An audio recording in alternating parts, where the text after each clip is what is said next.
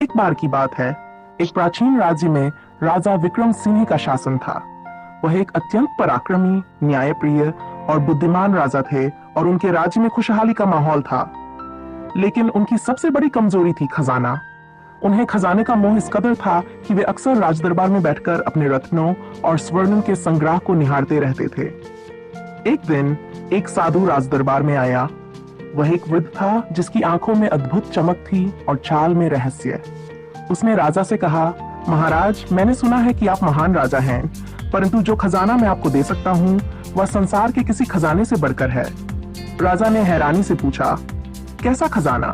साधु मुस्कुराया और बोला, एक ऐसा खजाना जो आपके राज्य को अजेय बना देगा, लेकिन इसे पाने के लिए आपको एक कठिन यात्रा पर जाना होगा। राजा की दिलचस्पी बढ़ गई। साधु ने कहा, इस खजाने तक पहुंचने के लिए आपको 7 कक्षों को पार करना होगा और हर कक्ष में एक कठिन चुनौती आपका इंतजार करेगी। राजा ने चुनौती स्वीकार की और अपने मंत्री और सैनिकों के साथ उस रहस्यमयी यात्रा पर निकल पड़ा। पहले कक्ष में एक भयानक नागिन थी। नागिन ने राजा से पूछा, तुम मेरे कक्ष में क्यों आए हो? राजा ने साहस के साथ उत्तर दिया, मैं उस खजाने की खोज में हूं जो मेरे राज्य को अजेय बना सके। नागिन ने उसकी निष्ठा देखकर उसे कक्ष पार करने दिया। दूसरे कक्ष में एक चक्रवात था।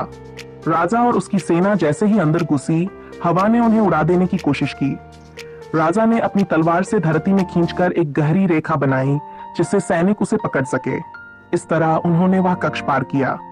तीसरे कक्ष में एक दीवार थी जो हर बार ऊंची हो जाती थी जब कोई उसके पास जाता, लेकिन राजा ने धैर्य रखा और पहेली सुलझाई।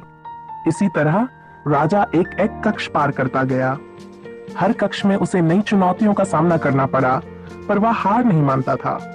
आखिरकार 7वें कक्ष में पहुंचकर राजा को एक साधु मिला, वही साधु जिसने उसे इस यात्रा के लिए प्रेरित किया था। साधु ने मुस्कुराते हुए कहा, महाराज, असली खजाना आपके भीतर है। ये यात्रा एक प्रतीक थी। आपने हर कक्ष में अपनी बुद्धि, साहस और निष्ठा को परखा है। यही असली खजाना है। राजा को अपनी यात्रा का महत्व समझ में आया और वह संतुष्ट होकर लौट गया। इस तरह राजा ने अपने भीतर के खजाने को पहचाना जो किसी भी मणिमाणिक्य से बढ़कर था।